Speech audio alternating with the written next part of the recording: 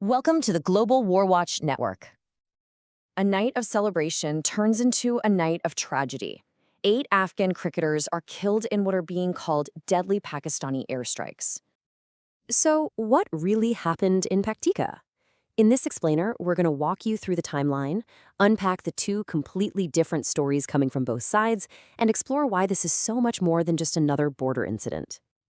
To really get a handle on the impact of all this, we've got to start with the people right at the center of it, a group of young athletes who were just enjoying a day of sport. You know, the day started out like so many others in Afghanistan with a friendly game of cricket. But later that evening, as the players were all together for a post-game dinner, that celebration was just shattered. A series of massive explosions tore right through their community. The first confirmed number we got from the Afghanistan Cricket Board was 8 people dead. And let's be really clear here. These weren't soldiers. They weren't militants. These were local cricket players, their friends, and their families.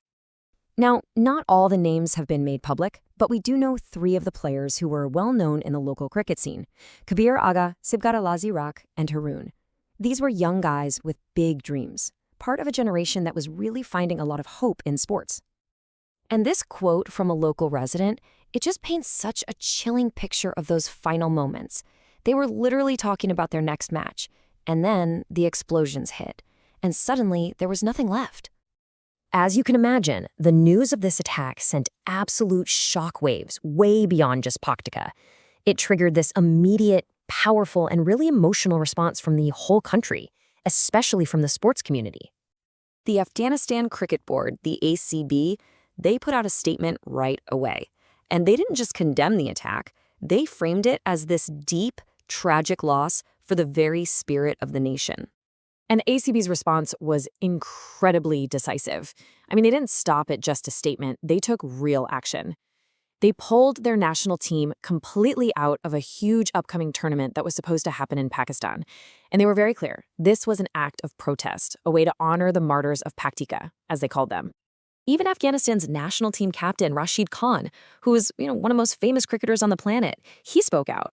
And his words just perfectly captured what so many were feeling. It highlights the absolute tragic absurdity of it all. Athletes with these incredibly bright futures just gone, killed in a violent conflict. So, while Afghanistan was in mourning, a completely different story started to emerge from across the border. And this is where things get really complicated. Let's break down the two conflicting narratives. Okay, so on one side, you have the Afghan Taliban government. They're calling this an unprovoked act of aggression. They're demanding an international investigation, and they're adamant that the victims were innocent civilians. But then on the other side, you have Pakistan's position. They're saying this was an operation in self-defense, targeting militants, and they completely deny that civilians were intentionally targeted. So what you've got here are two stories that just cannot both be true. Right, so this incident, it didn't just come out of nowhere. It's really the latest flashpoint in a conflict that's been simmering for a very, very long time along that Afghanistan-Pakistan border, and it's all fueled by these incredibly deep tensions.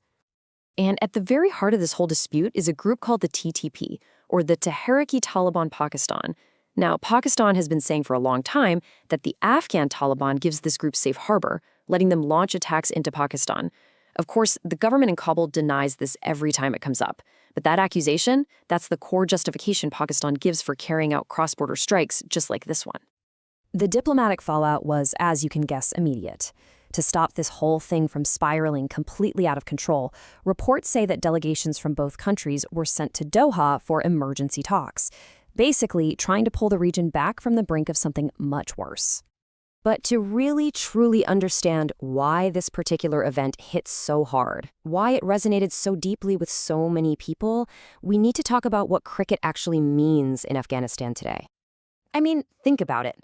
In a country that's been fractured by decades of war, cricket has become this incredibly powerful symbol of hope and national unity. It's one of the very few things that can bring everybody together. It's a source of pride, a rare glimpse of something normal. And that's why an attack on cricketers, whether it was intentional or not, feels like an attack on that symbol itself. And of course, the international community started to take notice. The International Cricket Council, the ICC, expressed its condolences and made a point to say that sports need to be kept separate from conflict.